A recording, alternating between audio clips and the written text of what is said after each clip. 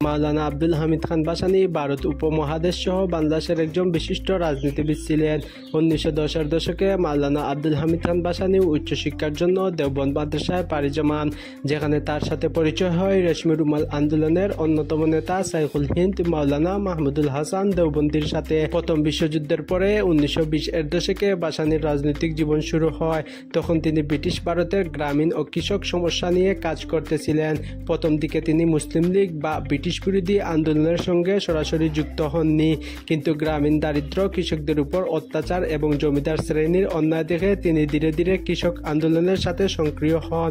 এছাড়া 1940-এর দশকে ভাসানী মুসলিম লীগ থেকে আলাদা হয়ে কৃষক আন্দোলনের নেতা হিসাবে নিজেকে আত্মপ্রকাশ করেন। তিনি বাংলার কৃষকদের জমি ও অধিকার রক্ষা এবং সামাজিক ন্যায় প্রতিষ্ঠার জন্য সংগ্রাম শুরু করেন। 1947 সালে ভারত ভাগের সময় তিনি পাকিস্তানের রাজনীতিতে সক্রিয় থাকলেও তার মূল লক্ষ্য ছিল পূর্ব পাকিস্তান তথা বাংলাদেশে কৃষক ও নিম্ন শ্রেণীর প্রাপ্য অধিকার রক্ষা করা। তার মধ্য দিয়ে করেন তিনি পূর্ব বাংলার স্বায়ত্তশাসন এবং সাম্প্রদায়িক বৈষম্য দূরীকরণের আহ্বান জানান। 1954 সালের নির্বাচনে তার নেতৃত্বে পূর্ব পাকিস্তানের রাজনীতিতে বড় সাফল্য আসে।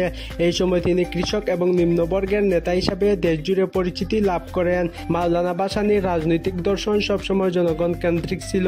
তিনি জমিদার পীড়িত কৃষক, শ্রমিক ও নিম্নবর্গের জন্য রাজনীতি করতেন। তার নেতৃত্বে অনুষ্ঠিত সবচেয়ে গুরুত্বপূর্ণ আন্দোলনগুলো হলো রেশমি রুমাল আন্দোলন, হিসাবি আন্দোলন এবং ভূমি সংস্কার ও কৃষক অধিকার আন্দোলন।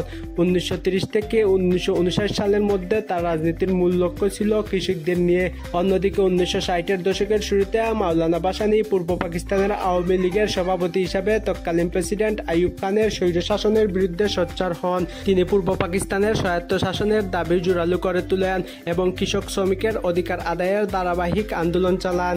এই সময় আইয়ুব খানের বানানো বেসিক ডেমোক্রেসি ব্যবস্থাকে তিনি গণতন্ত্র বিরোধী বলে আখ্যায়িত করে জনগণকে সংগঠিত করেন। 1963 সাল থেকে ভাসানী বামপন্থী রাজনীতির দিকে ঝুঁকে পড়েন। তিনি পশ্চিম পাকিস্তানের শাসন ও অর্থনৈতিক শোষণের তীব্র সমালোচনা করেন এবং চীন সহ তৃতীয় বিশ্বের মুক্তিকামী দেশগুলোর সঙ্গে সম্পর্ক করে তোলেন। 1965 সালের সেপ্টেম্বর মাসে পাকিস্তান ভারত যুদ্ধ শুরু হলে ভাসানী যুদ্ধবিরতির পক্ষে অবস্থান নেন, কারণ তার মতে এই যুদ্ধ পূর্ব পাকিস্তানের জন্য কোনো সুফল বয়ে আনবে না, বরং ক্ষতি ডেকে আনবে। 1966 সালে শেখ মুজিবুর রহমান 6 দফা ঘোষণা করার পর আওয়ামী লীগের ভিতরে আদর্শগত বিভাজন তীব্র হয়। ভাসানী কৃষক, শ্রমিক স্বার্থ ও আন্তর্জাতিক বামপন্থী সংযোগকে অগ্রাধিকার দিয়ে 1967 সালে আওয়ামী লীগ ত্যাগ করেন। একই বছর তিনি ন্যাশনাল আওয়ামী পার্টি ন্যাপ প্রতিষ্ঠা করেন, যা দ্রুত চীনপন্থী ও বামপন্থী রাজনীতির প্রধান প্ল্যাটফর্ম হিসাবে পরিণত হয়। 1968 সালে আগরতলা ষড়যন্ত্র মামলা ও শেখ মুজিবের বন্দিত্বের সময় ভাসানী আইয়ুব খানের শাসনের বিরুদ্ধে তীব্র আন্দোলন চালান। কৃষক শ্রমিকদের জন্য খাদ্য, ন্যায্য মূল্য, জমি সংস্কার ইত্যাদি দাবিতে মিছিল ও সমাবেশ আয়োজন করেন এবং সারা দেশে গণ আন্দোলন চলতে থাকে। 1969 সালে পূর্ব পাকিস্তানের গণ অভ্যুত্থান শুরু হলে ভাসানী অগ্রণী ভূমিকা পালন করেন। ফেব্রুয়ারিতে আইয়ুব খান ক্ষমতা ছাড়তে বাধ্য হলে রাজনৈতিক পরিস্থিতিতে বড় পরিবর্তন আসে। এই সময় ভাসানী স্বাধীনতার প্রশ্নকে আরও স্পষ্টভাবে সামনে আনেন। মাওলানা আব্দুল হামিদ খান ভাসানীর 1972 থেকে 1976 সালের রাজনৈতিক জীবন ছিল স্বাধীন বাংলাদেশের পর তার সংগ্রামী রাজনৈতিক অধ্যায়ের শেষ পর্ব। 1971 সালের মুক্তিযুদ্ধ শেষে 1972 সালে তিনি স্বাধীন রাষ্ট্র গঠনের শুরুতে বঙ্গবন্ধু শেখ মুজিবুর রহমানের নেতৃত্বাধীন সরকারের প্রতি সমর্থন জানান। দুর্নীতি, প্রশাসনিক ব্যর্থতা ও একদলীয় প্রবণতা নিয়ে সরব সমালোচনা শুরু করেন।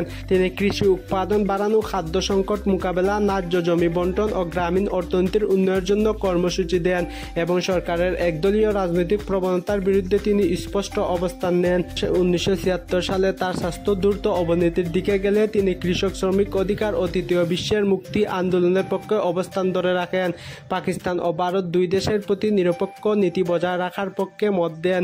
জীবনের শেষ সময় পর্যন্ত তিনি গণমানুষের অধিকার রক্ষায় অটল ছিলেন। অবশেষে